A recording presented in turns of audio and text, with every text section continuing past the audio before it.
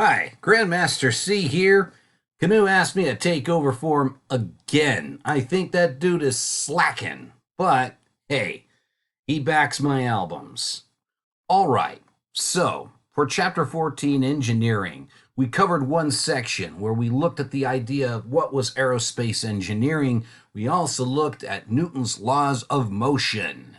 Now, today, we're going to be looking at three things. We're going to look at how we explain the roles of fluid mechanics and aerodynamics in aerospace engineering. You're going to understand the laws of conservation, and you're going to be looking at describing the forces acting on an aircraft in flight. Whoa. Okay. So, all right, here we are. We're now going to be looking at flight simulators. You've seen all kinds of them, and there are computers that they use them for. Advanced simulators are exact cockpit replicas. And I'm going to stop that. Duel of the Fates. All right. So, flight simulators have been around for a long, long time. When the first computers came out, Microsoft came up with a Microsoft Flight Simulator. Okay. And they range in value. They can the ones that are used to actually train real life pilots with cockpit replicas. That's the advanced ones. They can go anywhere from $500,000 to $3 million, something like that. Okay, the military uses them. Civilians use them. The airlines, they use them to train their pilots. Okay, but before you can actually go and learn how to be a pilot, the first thing you have to do is actually go to ground school. Okay, where you have to learn the basics there, angles, basic terminology, how an airplane flies, things like that. So in a way, you're kind of like at a ground school. But for part of this, you're also going to have an online flight simulator for you to experience at this point in time. So, what else are flight simulators used for? Well, designing aircraft is one of the things aerospace engineering engineers can do, aeronautical engineering. So, it's great to go and come up with a design. It's another thing to put it in the simulator and see how well does it perform under simulated conditions. And then after that, they would make a physical model and then put that in the wind tunnels and then evaluate that. Then after that, they build prototypes. Okay, and then there are people who make a living being test pilots for prototypes. And again, if you're looking at aircraft parts, okay, flight simulators are also used to test that. Okay, so with that, there we go. So here's an example of a flight simulator. This is a little bit more sophisticated. You notice you got 5 screens there, and the idea is what would you be able to see if when you're looking straight out or off to the side, given the field of view that you would have with that's probably like a single engine aircraft, most likely. Okay. Now I did say that the military uses this. This one, judging by what I'm seeing here, could be a helicopter flight simulator. You can see there's a whole lot more cockpit involved. Well, helicopters kind of operate on a slightly different principle, but for this, yeah, you get a pretty good idea, and we'll talk about avionics at a later point in time. All right, let's get into the principles of flight. There are several things you need to be familiar with. You have that picture there to help you. The lift, the thrust, the drag, gravity, pitch, yaw, and roll. So when you are looking at that diagram, gravity can't avoid it. It's there. If you thrust, that means you're going to go forward. Now, inevitably, you're going to have drag. That's going to slow you down. So if a plane wants to move forward, there has to be more thrust than drag. That's a pretty important thing. Okay? When you are looking at the lift, if you want the plane to continue to climb, lift is kind of important, but at the same time, it's also kind of important if you want to stay at the same altitude, because otherwise, you'd end up going down. and that's what you're trying to avoid. Now, as far as the pitch, the yaw, and the roll, that is the maneuvering abilities of the aircraft or practically anything. Anything that's involving flight, even including rockets, okay, space stations, satellites, all those involve the pitch, the yaw, and the roll whenever they have to move for whatever reason. Okay. So let's look at lift. Now, Bernoulli had a theory of lift, and the idea was this: increased airspeed on the wing tops creates a lower pressure, and that causes the lift. Now, sadly, I don't have a beach ball and a fan to show you, but that would be a really cool thing to show you Bernoulli's theory. But you can check this out in the backyard. How? You take your garden hose and you turn it on, water's coming out. Now you put your thumb over the opening of the garden hose. And what do you find that happens? Well, you've backed up some of the water, okay? But now the water, instead of coming out at that regular speed, it's now coming out faster, okay? Almost like a stream just shooting out, okay? And that has to do with part of Bernoulli's principle on that. Now, there is also the Newtonian theory of lift. Okay, as air particles hit the wing bottom, the lift is created. So, when you look at the two diagrams, this first diagram deals with Bernoulli. This second diagram dealing with Newtonian, okay, as air particles hit the wing bottom, that lift is created. All right. So, what are some factors involved in lift? Speed would be a big one. If you're traveling at a faster speed, you're probably going to get more lift as a result. If you go too slow, you're not going to be going up, you're going to be going down. All right. Air density is another one. Okay. Does make a difference. If the air is more dense, you'd say, but wait a minute, isn't air density the same across the planet? Actually, no. Remember, our planet, we experience weather. We have weather systems. We have weather patterns. So we'll have instances of wind. We have instances of rain, thunderstorms, okay, hailstorms. Density, the density of the air. But think about the humidity in the air, especially if you go in the eastern part of the United States or the American South, okay, or even in the Chicago area. It's definitely greener compared to Southern California. There's a lot more humidity there. So they have to look at that a little bit differently. Okay? So all those things get taken into account. So angle of attack. I know it kind of sounds like a, how would I call it? The angle of attack essentially is the degrees between your wingtip, the front part of the wing, compared to the horizon there. Okay, that's part of it.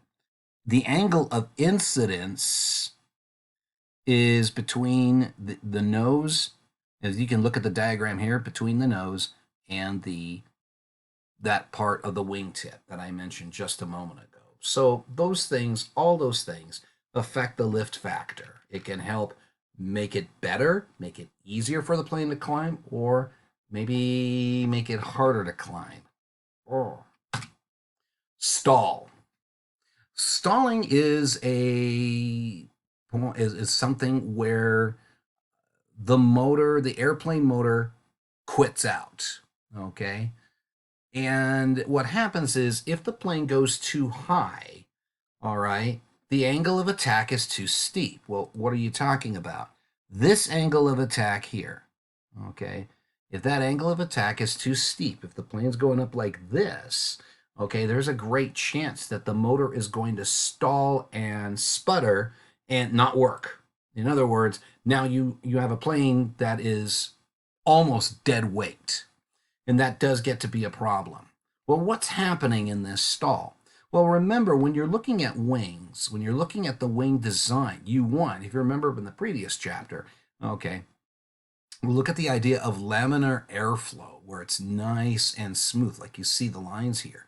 What you don't want are these eddies, okay, which is turbulent. So when the wings go up too much, the angle of attack is too steep, instead of getting that laminar airflow that's going to create the lift, now you've got all those eddies that are forming behind the plane, and it's causing the engine to sputter and possibly stop. And that's also the other side of the coin. That's where the lift is lost. This can be a dangerous thing, especially for inexperienced pilots. So when we look at NASA's, our little diagram here on inclination effects on lift, this is what would be nice. This is what we should be having. But again, if that wingtip is, if the plane goes too much up, okay, for that angle of attack, then it creates all those eddies, and that's when things are stalling. Okay, so that's when you look at the diagram here and you go look at the angle of attack A compared to the lift. There's a certain maximum angle of attack you can achieve while you're still getting the lift. Now, I would point out you'd have to take into account weather conditions, temperature, wind speed. All those things also affect it. Okay, so it's really important when they're designing airplanes, designing aircraft, to take those things into account. Okay.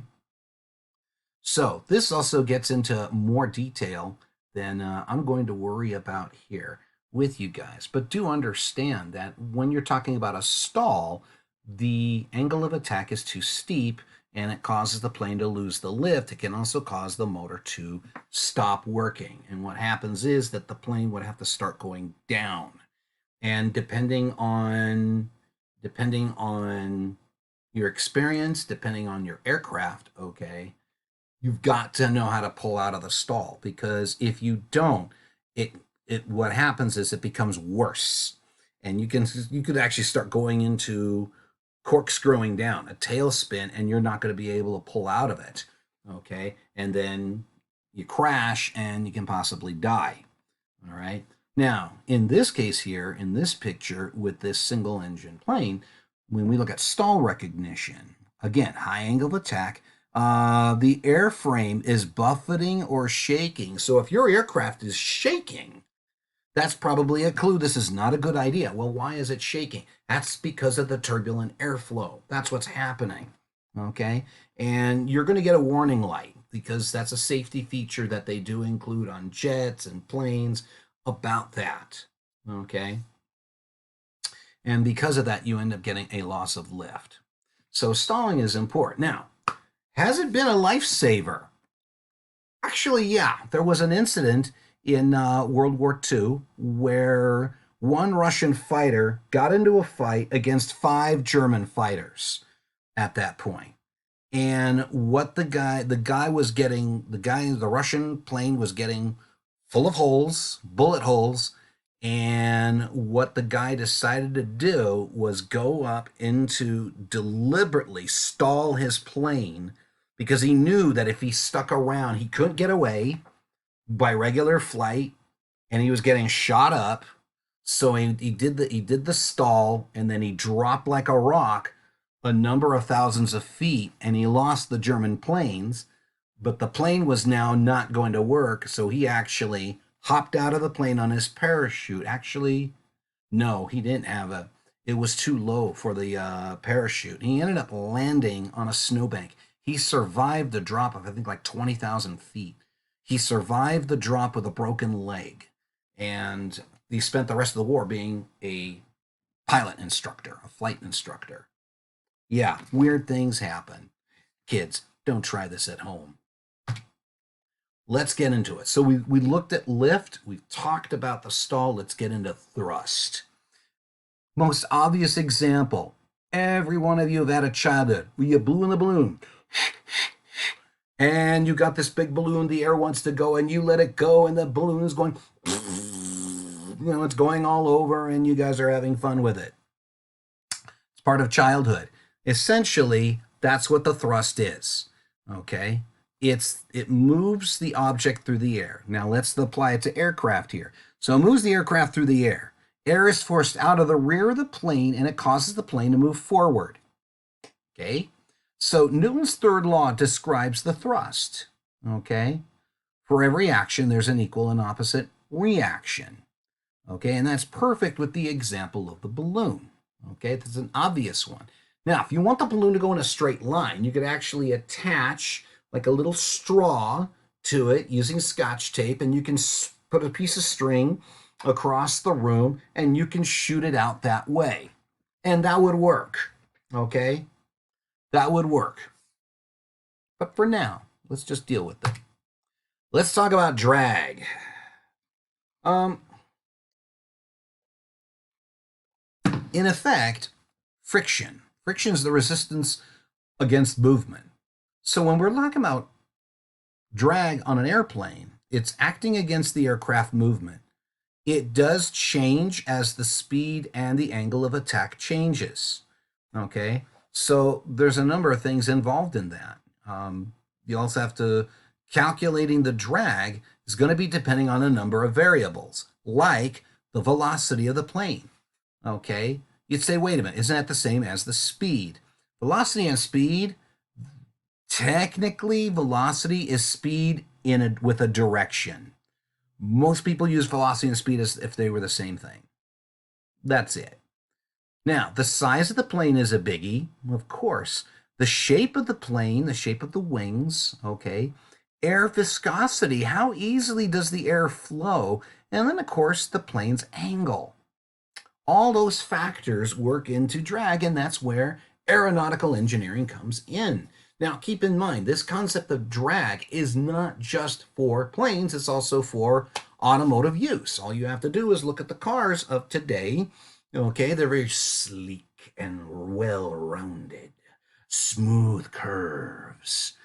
On the other hand, when you look at, God's own car, the 1967 Ford Mustang, it's more sharp edges, it's a little bit more boxy, And the whole point about that, those aerodynamic designs that we are seeing today, it's to cut down on drag. If you cut down on drag, that means you use less fuel.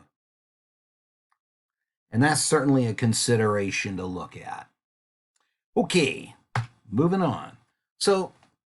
But first, what exactly is drag? Well, when two masses are in contact, they resist each other's motion. In the case of an airplane, air resists the forward motion of the airplane.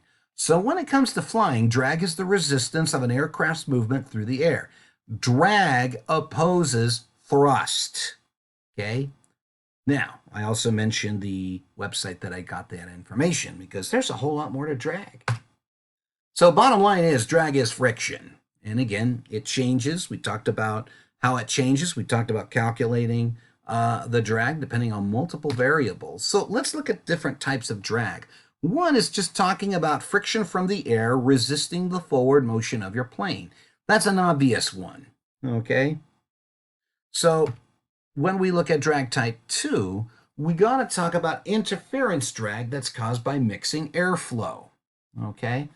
Well, what do you mean? Well, if you're looking at the shape of the plane, remember, you got the propeller working here, but you also have parts of the body, the sharp angles here, like the strut connecting the wing and stabilizing it. And then, of course, you have the two struts there, one for the wing and then one for one of the landing gear. Because this is a plane that the landing gear do not retract. It's fixed in place. Okay? That's just the way how that plane is designed. Okay. When we look at 3, we got to look at the skin of the aircraft. You may notice that for a lot of airplanes that it's pretty smooth. Well, again, rough skin increases skin friction drag. Things like rivets and things like ridges to reinforce the flight controls. That would be kind of important. Okay, so those things absolutely come into play. Another type of drag is looking at the aircraft shape and cross-section. When you look at a Cessna 172, which is what you see on a regular municipal airfield like Brackett Field over in Laverne, or Whiteman's Airfield over in the San Fernando Valley area, the Van Nuys Airport, your local, what they call municipal airports. You don't really see those at international airports. International airports, you're seeing the giant frames, the giant planes like these, because that's where you have a lot of travel, whether it's domestic or international. And then you look at the F-16. Now, those are pretty important in terms of looking at the form drag, okay? And we'll also get into the shape of the aircraft, but that's going to be a little bit later. But does it affect the aircraft? Absolutely, it does. Now, there's a fifth kind of drag. I did not include that in there because I didn't think it would be that important. But those are the basic ones you got right there. Okay. With that, ladies and gentlemen, let me double check here. And with that, this is my last topic I'm going to talk to you about, and that's gravity. Gravity is another one. Gravity goes against lift. What a shock. What goes up must come down. I don't talk about gravity really in chemistry. I didn't talk about it in biology or apes, right? But oh my Lady Gaga. Physics and gravity, oh, yeah, they're together, okay? It's like peanut butter and chocolate. I'm just saying. So when we talk about gravity, there's the Earth's gravitational pull. Every object out there has a gravitational pull. Don't wait, what? Right.